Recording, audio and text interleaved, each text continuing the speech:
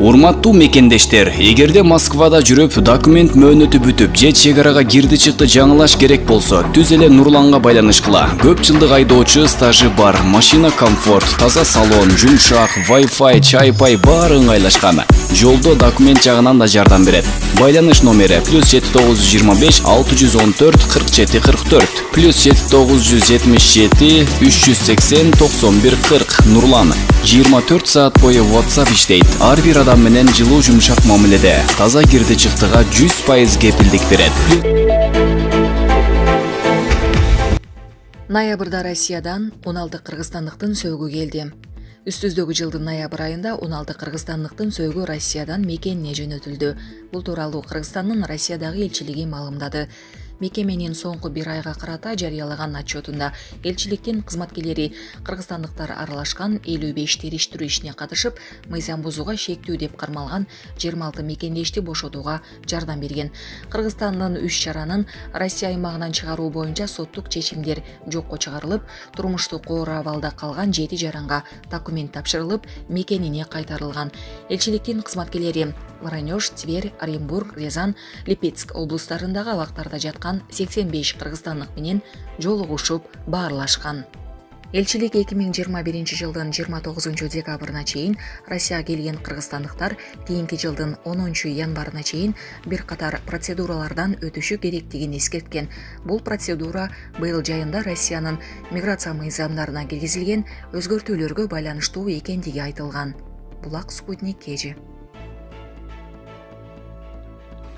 Путин менен Жапаров телефондон сүйлөштү. Эмне кеп болду?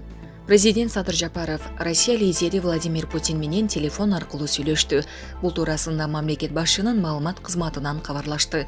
Путин Жапаровду алгач туулган күнү менен куттуктап, жана 9 декабрда Бишкекте өтө турган Жогорку Евразиялык экономикалык кеңештин жыйынынын күн тартибин сүйлөшкөн. Жылуу баарлашууда учурдан пайдаланып, Владимир Путин Садыр Жапаровду туулган күнү менен куттуктап, ага чыңдын соолук, бакыт, бакубатчылык жана жооптуу ишинде мындан аркы ийгиликтерди каалады деп айтылат таратылган маалыматта. Жапаров россиялык кесиптешине чын жүрөктөн чыккан куттуктоолору жана жылуу каалоолор үчүн ыраазычылык айткан.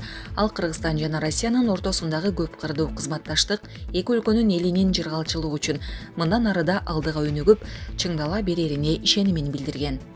Мамлекет башчылар ошондой эле Кыргыз-Россия эки тараптуу кызматташтыгынын актуалдуу маселелерин, ошондой эле 9 декабрда Бишкекте өтө турган Жогорку Евразиялык экономикалык кеңештин жыйынынын күн тартибин талкуулашты деп айтылат маалыматта. Эске салсак, ЭИП мамлекеттеринин жетекчилеринин саммити 9 декабрь күнү Бишкекте өтөт. Быйыл уюмга Кыргызстан төрагалык кылууда. Булак Спутник Кежи. Казакстанда 21 жаштагы келин поездде көз жарды. Астана Жезказган маршруттагы поездде кыз төрөлдү. Бул тууралуу Тенгир Ньюс Казакстан жазды. Буга чейин социалдык түйүндөрдө эненин жаңы төрөлгөн ымыркай менен поездде тартылган видеосу пайда болгон. Анда Астана менен Жезказгандын ортосундагы поездде 2001 жылы туулган келин кыз төрөп, төрөттү поезд башчысы кабыл алганы жазылган. Маалыматты Казак темир жолу тастыктады. Маалыматка караганда кыз 5 декабрда саат 11:17 жарыкка келген. Ымыркайга Арай деген ысым беришкен. Булак Серепкежи. Демократия эң коркунучтуу система. Муаммар Каддафинин акыркы сөздөрү. Ливия эли демократия эң коркунучтуу система экенин билишкен жок. Бул тууралуу Ливияны 40 жылдан ашуун башкарган Муаммар Каддафинин акыркы сөздөрүндө айтылат. Мен 40 жылдан ашуун убакыт элдер үчүн баарын жасап келдим. Алар үчүн үй, мектеп, оорукана курдум. Алар ачка учурда курсактарын тойгоздум. Какыраган чөлдү түшүмдүү жерге айланттым. Рональд Рейган, АКШнын президенти, менин бакма кызымды өлтүргөн убакта бомба астында турдум. Ал мени өлтүргүсү келген, бирок ал күнөөсүз наристени өлтүргөн. Ошондо мен Союз үчүн африкалык жарандарга акчалай жардам көрсөтө баштадым.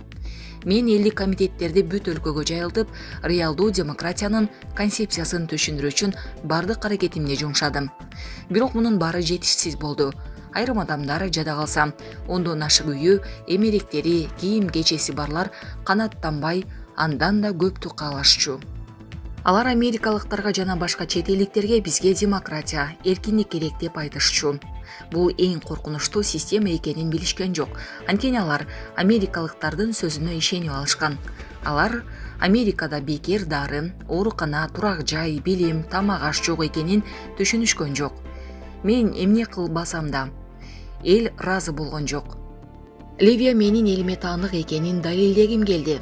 Мен элимди колониалдык көз карандылыктан, бизди тоноп кетчү уруулардан сактап калгым келген. Эми мени өлтүргүсү келишет. Менин өлкөмдүн эркиндигин, биздин бекер билим алуу, дарылануу жана турак жайыбызды тартып алгылары келет. Аны капитализм аталышындагы америкалык стилдеги уурулукка алмаштырууну каалашат. Бирок биз үчүнчү дүйнө, ал эмне экенин жакшы билебиз. Биз корпорациялар мамлекеттерди, дүйнөнү башкарарын жана андан жөнөкөй эл жабыр тартарын билебиз.